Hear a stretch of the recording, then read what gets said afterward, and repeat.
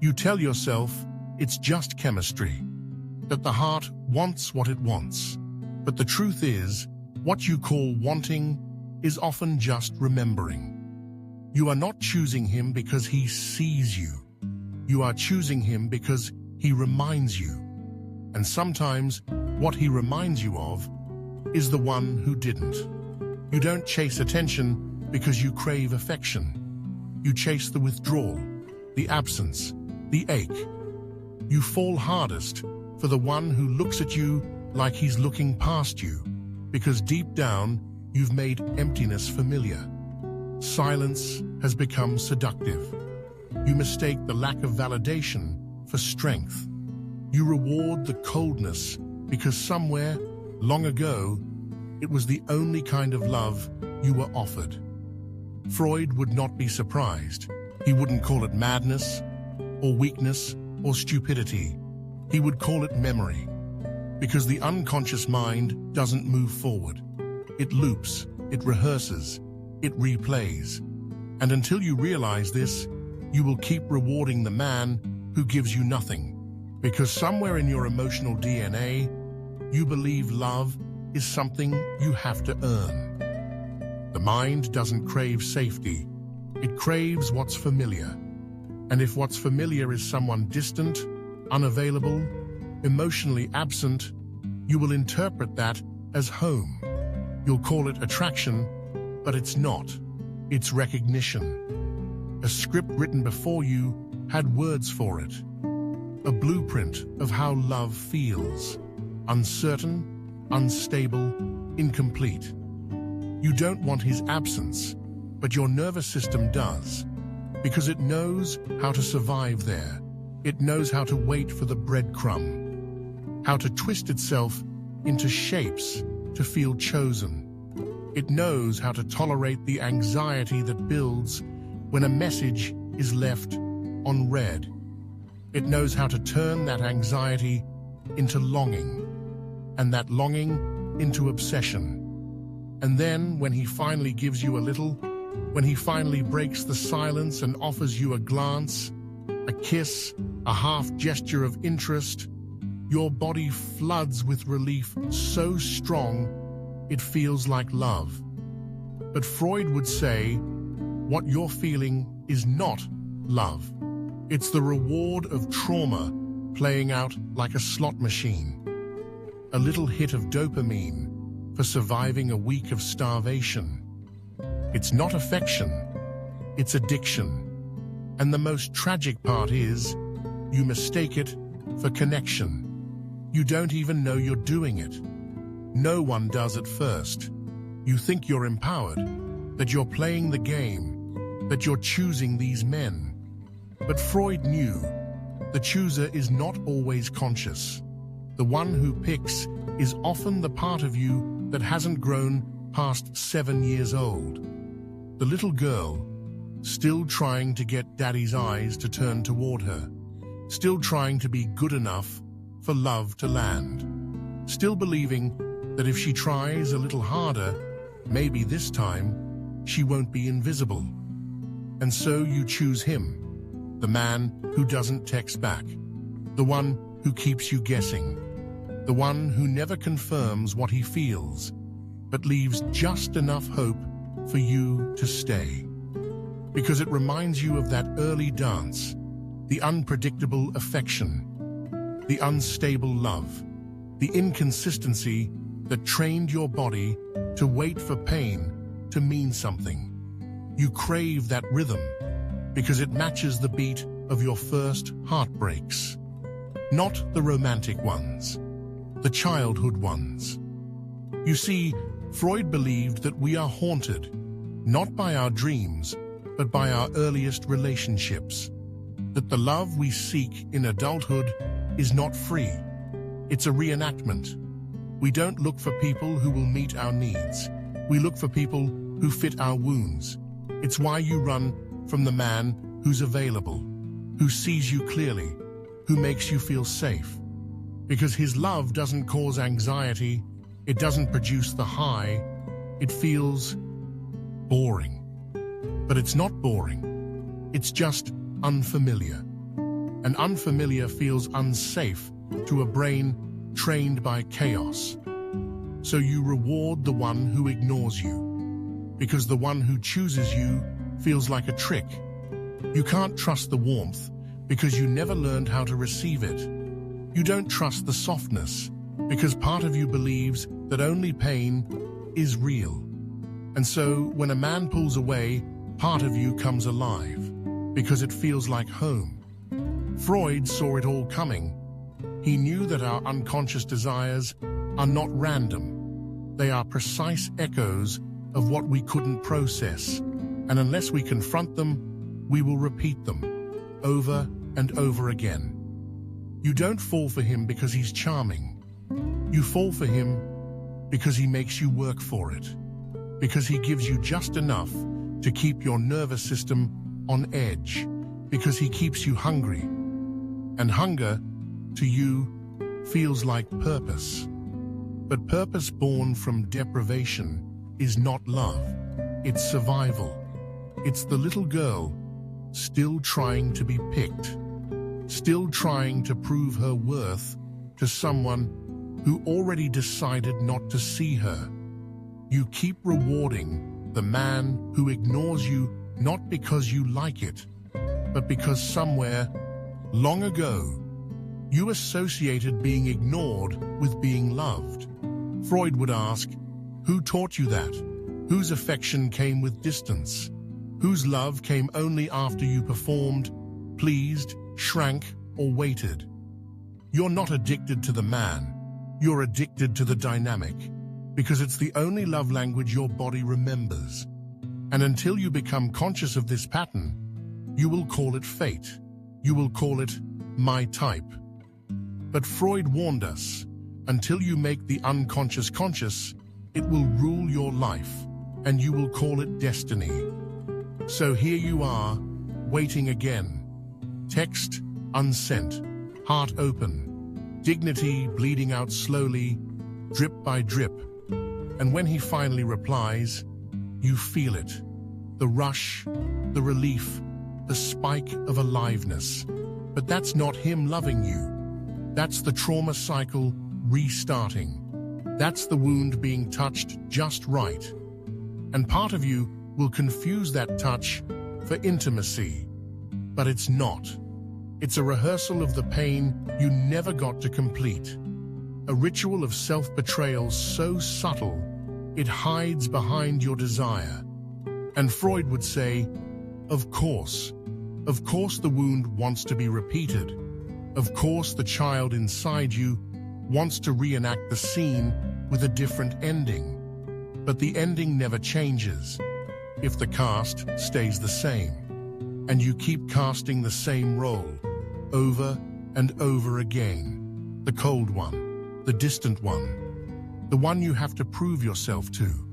You say you want love, but you reward the absence. Because absence feels honest to you. Attention feels suspicious. And until you question that, you'll keep handing your soul to men who don't even know how to hold their own, and calling it romance. Do you ever feel like someone finally sees the part of you you've always hidden? Here, you don't have to hide anymore. You're safe now. And don't forget to subscribe to my channel so we can keep walking this path together. Thank you. You don't talk about it out loud, but it's there.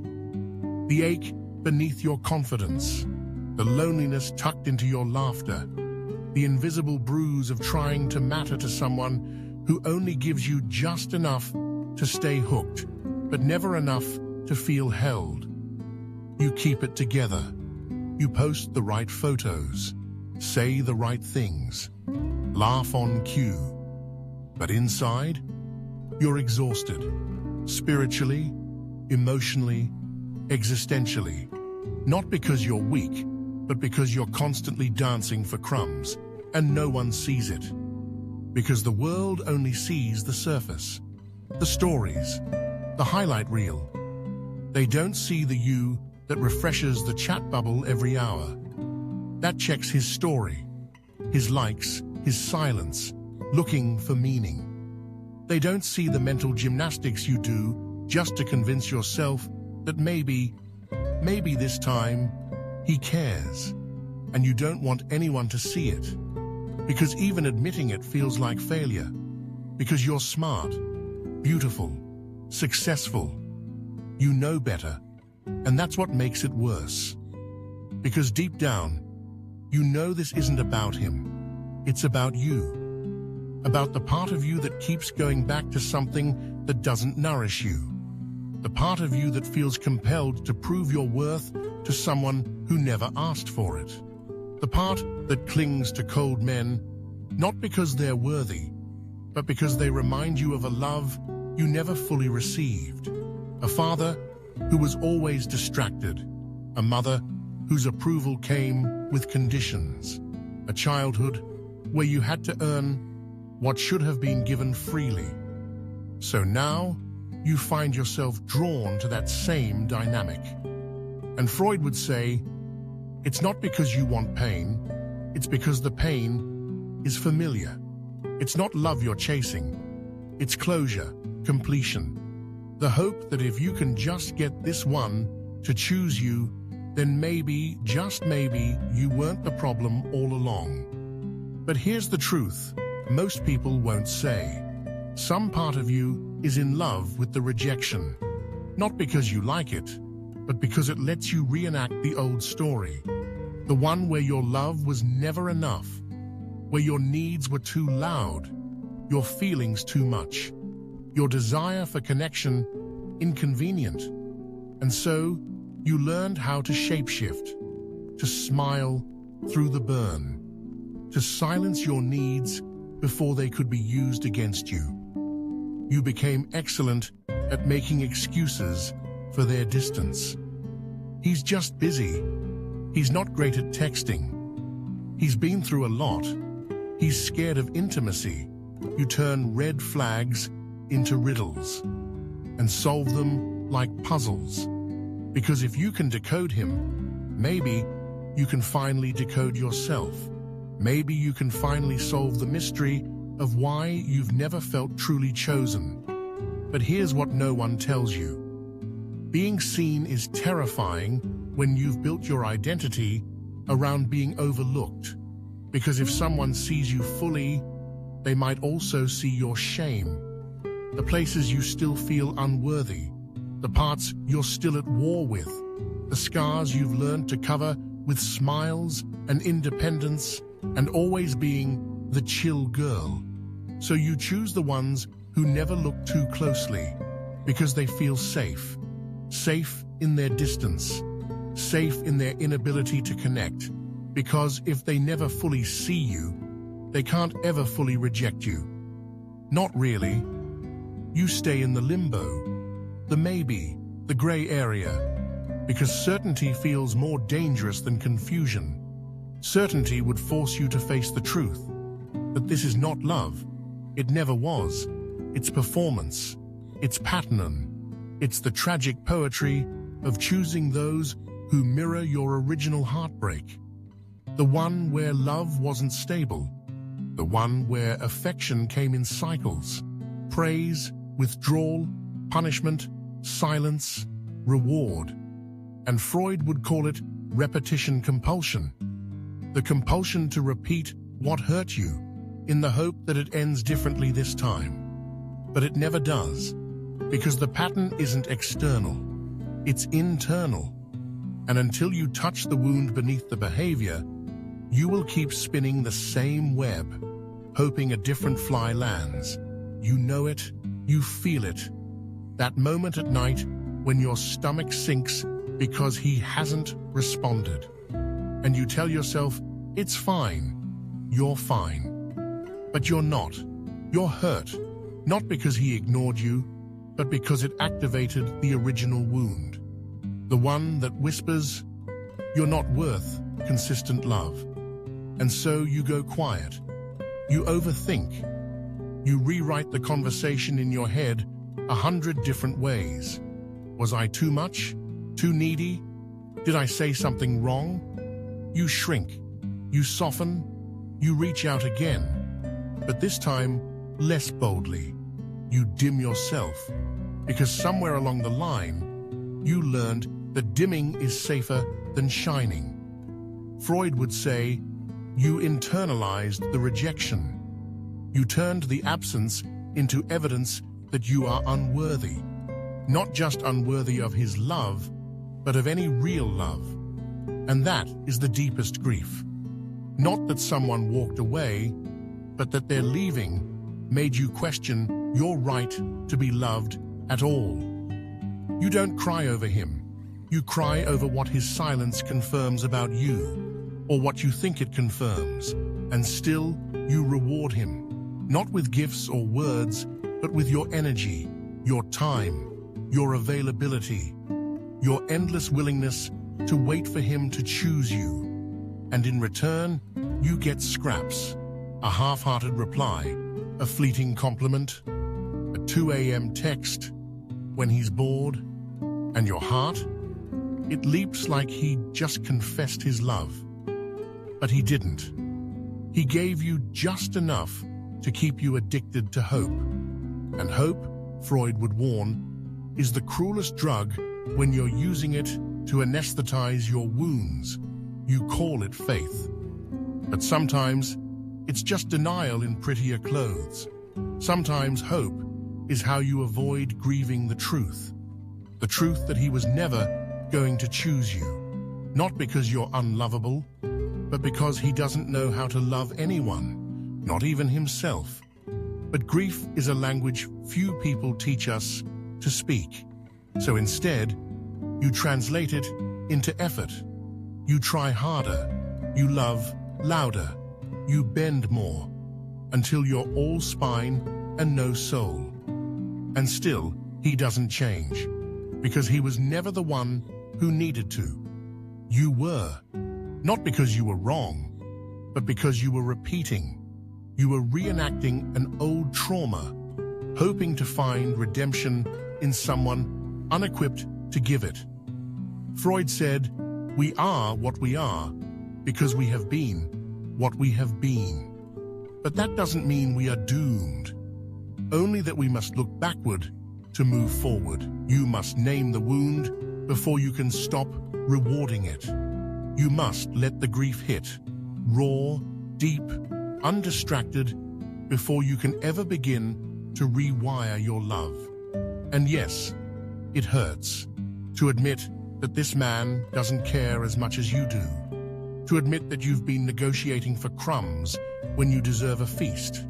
To admit that you've been trying to heal your past by seducing it into loving you this time. But what hurts more is staying. Staying in the cycle. Staying in the hope. Staying in the illusion that if you just hold on a little longer, he'll finally see your worth. Because if he hasn't seen it yet, it's not coming. And that's not your failure. That's your freedom. But before it feels like freedom, it feels like death. The death of a fantasy. The death of a belief that love can be forced, earned, coaxed out of someone by effort alone. It can't. Love is not a prize for performing. It is not a reward for suffering silently. It is not a bone tossed after weeks of starvation. Real love does not live in confusion. It doesn't ask you to audition for worth. It doesn't make you beg. And you know this. You've always known. But sometimes knowing isn't enough. Because knowledge lives in the mind. But patterns live in the body. And your body remembers every cold shoulder, every invalidated feeling, every time love was dangled but never delivered. So now, you find yourself in the same theater, acting out the same role, hoping the ending is different. But endings don't change unless you walk off the stage, unless you stop rewarding the absence, stop chasing what keeps wounding you. Stop looking for your reflection in someone who doesn't even look you in the eye. You are not crazy. You are conditioned. Conditioned to equate distance with desire, silence with mystery, neglect with power. And Freud He wouldn't judge you. He would say, "Look closer. The answer is not out there. It's in here, in your memory, in your nervous system, in the echoes of your first heartbreak, the real heartbreak, not of a man leaving, but of you learning, long ago, that love is earned through self-abandonment. That's the unspoken struggle, the heartbreak no one sees, but it's there, and it's real, and it's waiting to be healed, not by him, by you. You think you're chasing love, but you're not. You're chasing resolution, a reckoning with something buried so deep, even your tears haven't reached it. You think if you get this one to stay, if you make this one choose you, then maybe you can finally silence the question that's haunted you for years. What was so wrong with me that they couldn't love me the first time? But Freud would lean in and whisper what you've been too scared to admit. You are not chasing a man. You are chasing the ghost of your unmet needs. And ghosts cannot love you back. They can only haunt you. The man you're chasing now, he's just the latest mask worn by the original wound. The face may change, the name may change, but the feeling is always the same. Longing, unearned guilt, hunger, emptiness dressed as effort. Because the truth, the one you've tried to avoid, is this. You never learned how to receive love that didn't hurt. So you keep returning to the pain. Not because it feels good, but because it feels true. You don't trust ease. You don't trust clarity. You don't trust a man who says, "I want you," without the push and pull, because deep in your psyche, love was wired to mean uncertainty. And Freud would say, that's not love. That's the return of the repressed, the unmet longing resurfacing, disguised as desire. And it will keep showing up until you finally face it. Not fix it. Face it. Hold it. Speak to it. The truth is, what you call love is often a reenactment of a child's primal need. See me, choose me, stay. But Freud would ask, who was it that didn't? Who made you feel like you had to shrink to be safe? Who made you believe that silence meant you'd done something wrong? Who taught you that your emotions were too much? Because it's not the man you're in love with, it's the story. And stories are powerful. They don't just shape your past, they shape your perception of the present. Every text he ignores becomes proof that you're unworthy. Every breadcrumb becomes a miracle. And every time he pulls away, you don't just feel abandoned, you feel confirmed. Confirmed in the belief that love has to hurt. Confirmed in the belief that you are inherently forgettable. That if you were just better, he would stay. Freud would call this the repetition of trauma in symbolic form. You are not aware that you're doing it, but you're doing it, and it's not your fault, but it is your responsibility. Because until you pause and say, what am I really seeking here? You will confuse pain with passion, and you will keep feeding a system that runs on your own depletion. You see, what most don't realize is this. We don't fall for people. We fall into patterns. And those patterns are governed not by the adult you present to the world, but by the child who still lives inside you. The one who had to make sense of the coldness, the absence, the inconsistency. And the way she made sense of it was by blaming herself. Because if the problem was her, then maybe she could fix it. Maybe she could win love back. Freud believed that this internal guilt, this turning inward of pain, is the origin of so much self-sabotage. Because when you believe that love is earned through perfection, you become addicted to people who withhold it. They become your stage, your mirror, your ritual. And Freud would say, it is not just emotional, it is sacred, but in a tragic way, because the holy temple you build to finally feel seen is always empty. The truth is, he doesn't have what you want, not just emotionally, existentially, because what you really want is not his affection. You want to prove to yourself that you were never unlovable to begin with. But no man can give you that. Not even the perfect one, because it was never about him. Freud taught us that the unconscious is timeless. It does not know the difference between now and then. It doesn't care that this is a new relationship. It only sees the familiar. And so when a man ignores you, it's not just annoying, it's sacred. It's the altar where your wounds gather, where your old grief lights candles and says, see, it's happening again. And you listen. And instead of walking away, you kneel, you beg, you romanticize the rejection. Because you still believe it holds a key, but it doesn't. It's just a doorway that leads back to your own abandonment. Freud said, the mind is like an iceberg. It floats with 1/7 of its bulk above water, and that submerged part, it drives everything. The longing, the attraction, the ache. You're not broken.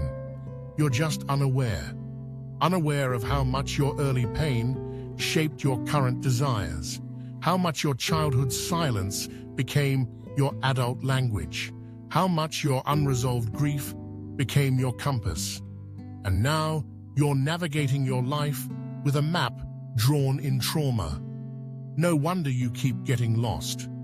So here is the hidden truth, and it might hurt, but it's the only way out.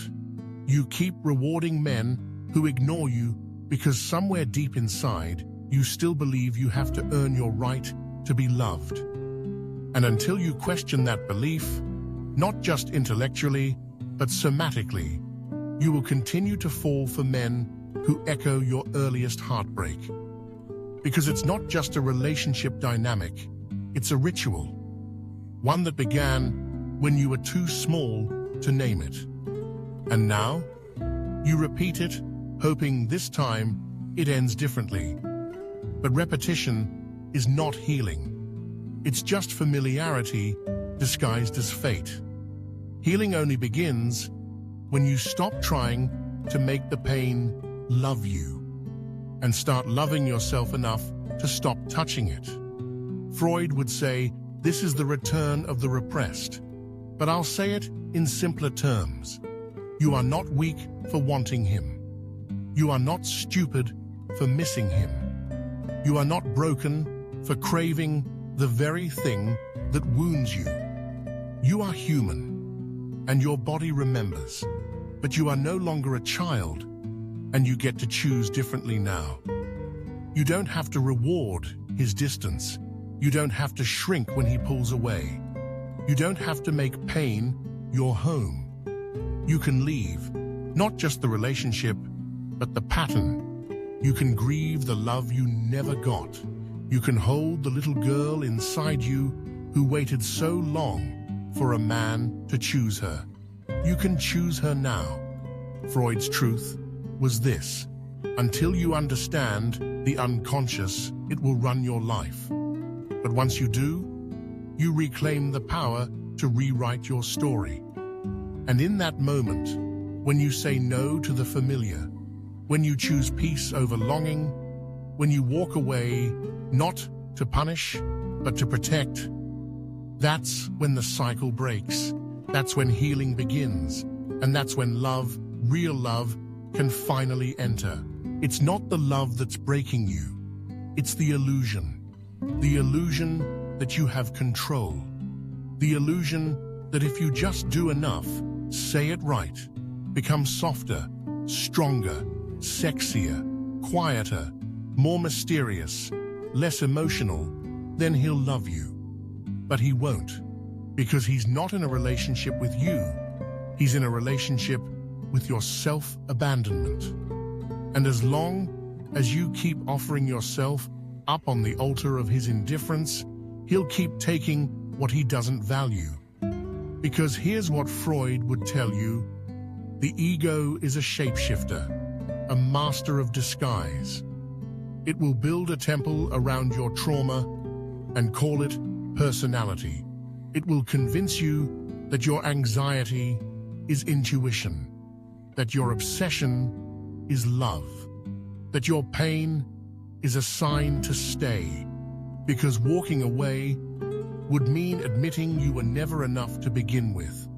And that's the part you can't bear, not because it's true, but because your ego would rather be rejected for being too much than risk being unseen for who you actually are. So it performs, it manipulates, it creates fantasies so vivid, so emotionally convincing that you believe them. You believe that if you wait long enough, suffer quietly enough, cry privately enough, then he'll wake up and realize you were the one all along. But he won't, because the version of you he responds to isn't real. It's the edited you, the wounded you, the compliant, accommodating, always there, low-maintenance version you've learned to become so that love doesn't leave again. And Freud would look at that performance and say, defense mechanism. Not weakness, not shame, just protection. Because when the original wound is abandonment, your ego will do anything to avoid feeling that again. Even if it means lying to yourself, even if it means betraying yourself, even if it means calling neglect strength and rejection mystery. You'll romanticize the inconsistency, not because it's beautiful, but because you've learned to associate anxiety with desire. Because being anxious at least means you feel something. And for a nervous system addicted to tension, calm can feel like death. And so you pick chaos, again and again. You pick the man who doesn't text back, the one who pulls away when you get close, the one who never confirms, but always implies. Because your ego would rather chase than sit still. Stillness is terrifying. Stillness would force you to feel. And if you felt, you'd have to grieve. Not him, but the version of you who spent years trying to earn what should have been given freely. The version who measured her value in responses, who begged the silence for validation, who made herself smaller every time he withdrew. And that's not something you want to look at. So your ego distracts you. It tells you you're empowered, that you're in control, that you're just taking your time, that you're not really attached, you're just curious, open, chill.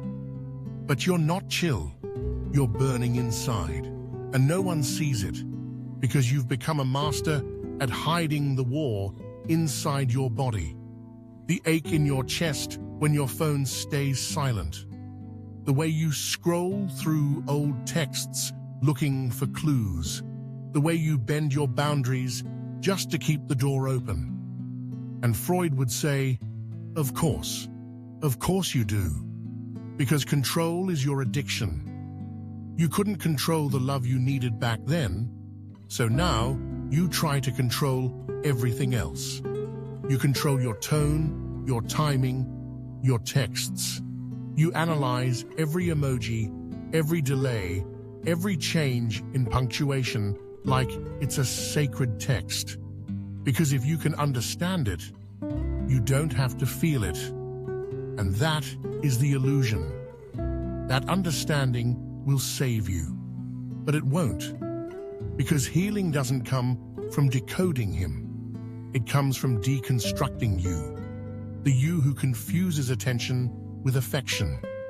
The you who thinks pain means passion. The you who believes your worth is something to be unlocked by another person's desire.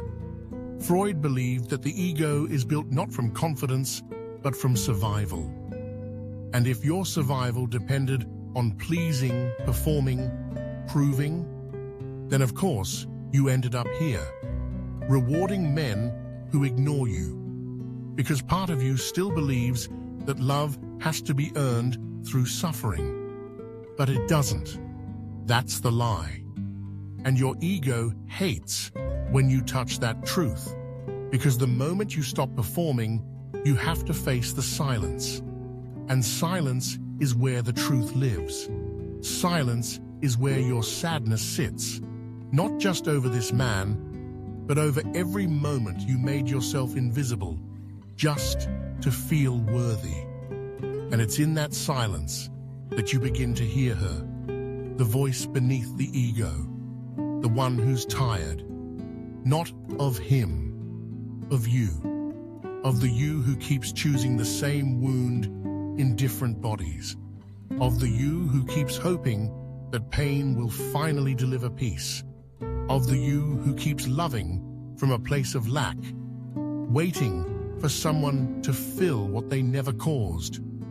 And Freud would say, that's not your fault, but it is your story, and no one else can rewrite it for you. You can keep projecting, keep hoping, keep defending the man who never earned your softness.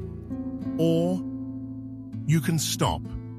You can stop calling your patterns preferences. You can stop calling your pain passion. You can stop calling your ego empowerment. Because true power is letting go of the illusion. True power is grief. Clean, undistracted grief. The kind that empties you so deeply, there's no room left for the lie. And when the lie is gone, that's when you meet her. The real you. The one who never needed to perform. The one who never needed to beg. The one who was always worthy. Not because she was flawless, but because she was whole. Not perfect, whole. And when she rises, you stop chasing love that hides. You stop rewarding silence. You stop romanticizing the people who make you question your own value. Because your ego doesn't run the show anymore. She does. And she knows something your wounded self forgot. You are not hard to love. You are just loving in the wrong direction. You keep looking for closure. But closure isn't something he gives you. It's something you decide. The moment you stop trying to win a war that was never yours. The moment you realize that love, real love, was never supposed to feel like a battle. That it was never about conquering someone's silence to prove your worth. That it was never your job to unlock his heart by offering him more of yours.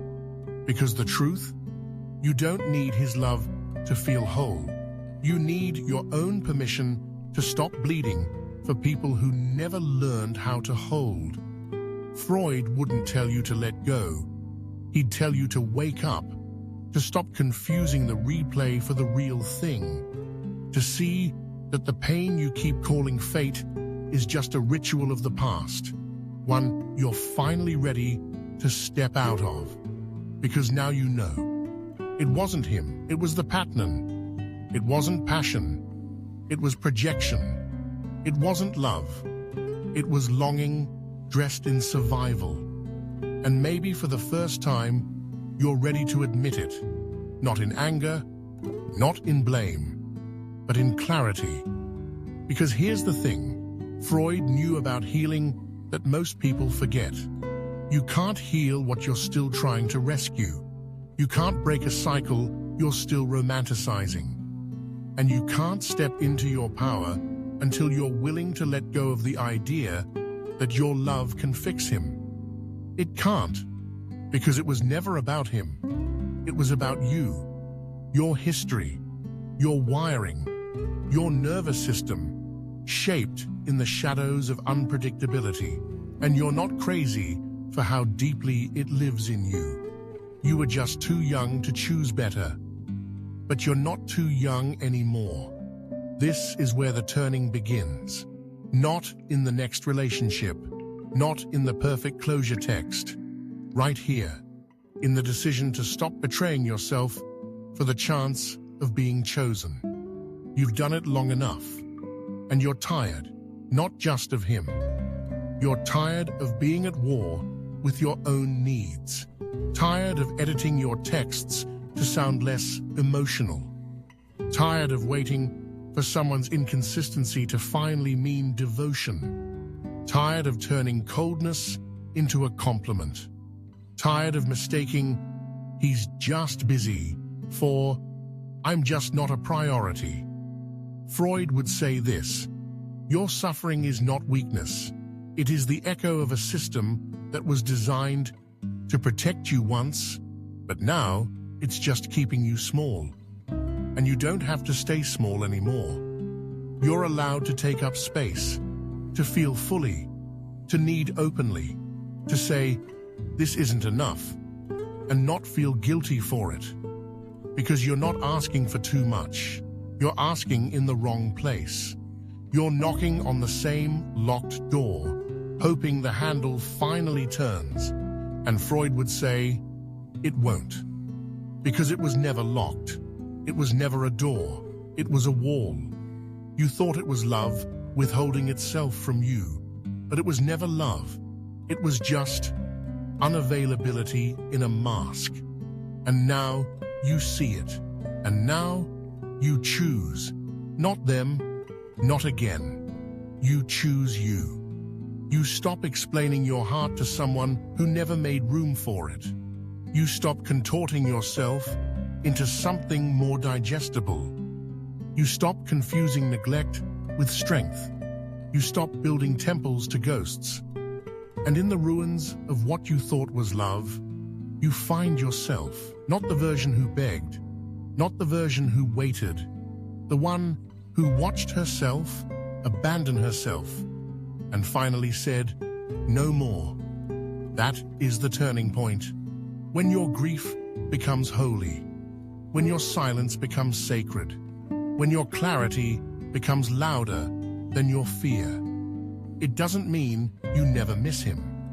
It doesn't mean your hands don't still reach for your phone at 1:42 a.m., hoping for a message that never comes. It means you don't need it anymore.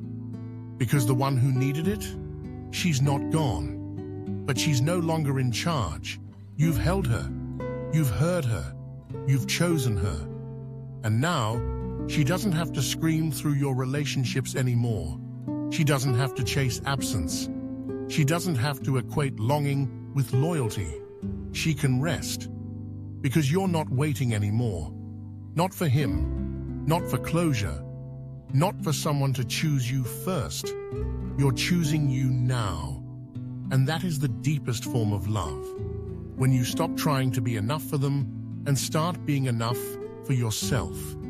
Freud wouldn't call that ego. He'd call it individuation. The return to self. The reclamation of your soul from the places you lost it trying to earn love. The truth is, love was never supposed to cost you this much. Your dignity, your peace, your presence. But now, you reclaim it all.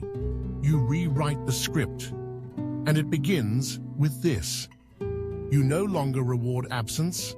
You no longer justify emotional starvation.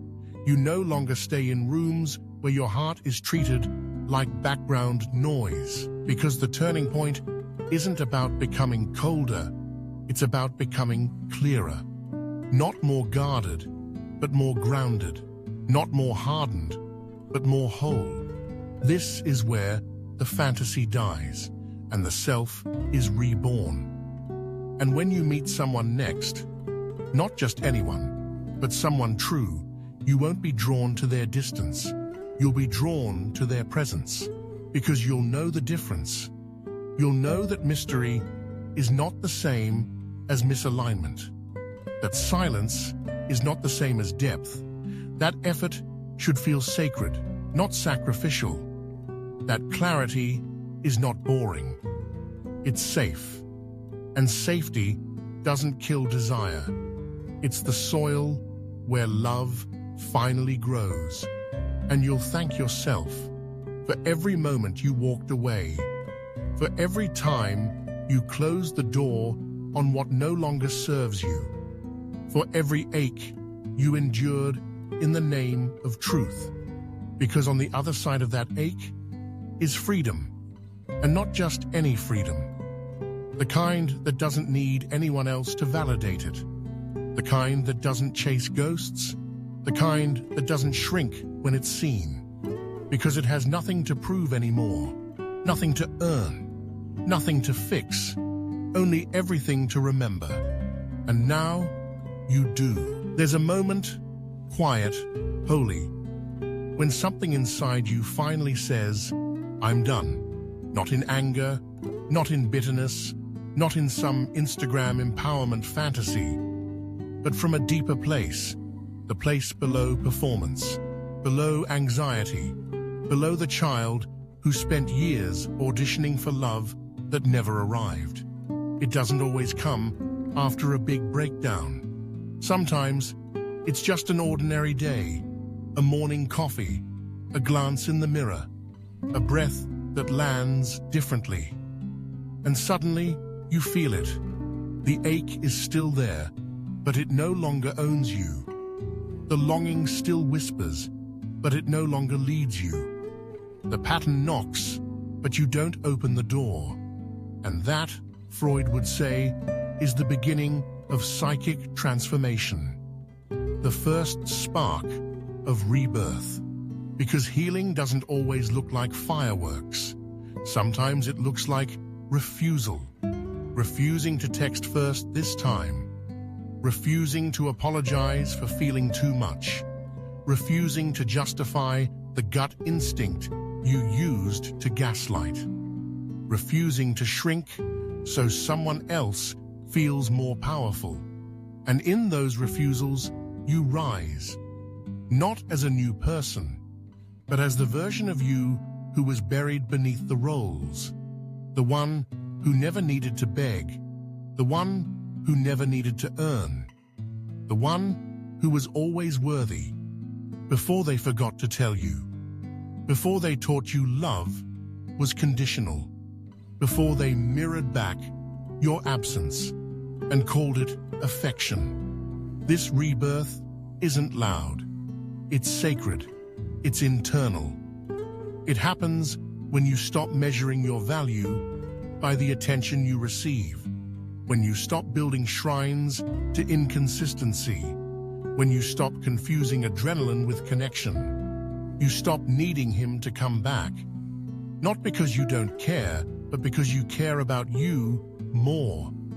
You stop analyzing the silence. Stop decoding the pauses. Stop interpreting neglect as emotional depth. You see it for what it is. A pattern that kept you in survival mode. A breadcrumb trail that led you further and further away from your truth. Freud would call this the liberation of the unconscious. The day you realize your past no longer writes your future. You are not doomed to choose pain just because it feels like home. You are not sentenced to love people who mirror your wound. You are allowed to choose peace, even if peace once felt foreign. You are allowed to walk towards stability, even if stability once felt dull. You are allowed to say, I don't want to feel anxious in love anymore, and mean it.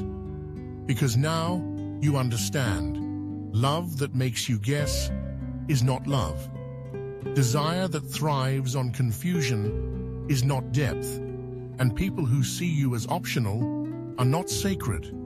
Your rebirth is not a glow-up, it's a slow remembering. It's walking back into yourself, barefoot and raw, and saying, I forgive you for how many times you left you, and meaning it. It's waking up in the morning without checking your phone first. It's saying no and not trembling afterward. It's allowing someone to hold you without feeling the need to perform. It's unlearning the reflex to fix others just so you can feel safe. Because you've made safety inside yourself now. And that changes everything. You no longer confuse drama for intimacy. You no longer need emotional starvation to feel alive. You no longer wait for someone else to give you permission to rest. You give it to yourself. And when love comes next, and it won't look like before. It won't look like that ache you chased in his silence. It won't look like the performance you perfected. It won't feel like anxiety.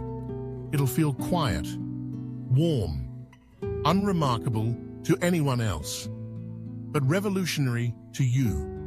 Because you'll finally feel seen, not for who you became to survive, but for who you are when you stop surviving. And in that moment, you'll know, this is love. This is what it was supposed to be all along. No performing, no guessing, no waiting for a reply, like your worth depends on it. Just presence, just truth, just two people who meet with open hands, not because they need each other to complete anything, but because they recognize each other. That is the gift of rebirth. You stop looking for healing in the people who hurt you. You stop calling your wound a destiny. You stop worshiping pain and calling it passion. And you start living from a different place. A place where your peace is louder than your past. Where your stillness is stronger than your fear. Where your body no longer flinches at softness, because it finally believes it's safe to be held. Freud would say this is the integration, when the unconscious becomes conscious, when the repressed returns, but not to haunt you, to be reclaimed, to be rewritten. You don't destroy the old self. You thank her. You hold her. You tell her you did what you had to do. You honor her coping. And then you take the pen back and you write something new. A story where love feels like home, not war. Where attention is not earned through absence. Where you never again reward the one who ignores you. Because you no longer ignore yourself. You hear her now. The one who begged through silence. The one who ached in the back seat of your people-pleasing. The one who waited for a man to see her so she could finally feel real. You hear her and you become her. The version who no longer begs, who no longer waits, who no longer contorts. She doesn't need to be chosen because she already chose herself. And in that choice, she is reborn.